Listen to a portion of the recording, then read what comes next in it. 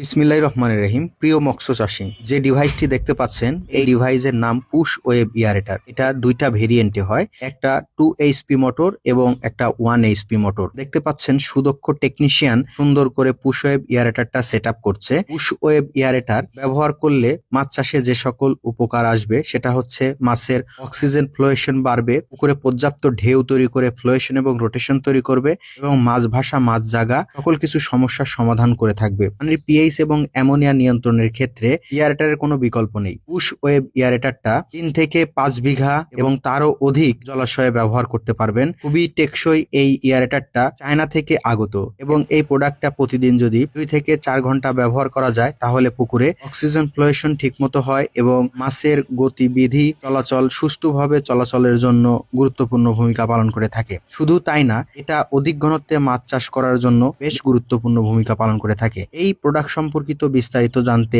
Description দেওয়া নাম্বারে যোগাযোগ করুন। ধন্যবাদ। আসসালামু আলাইকুম।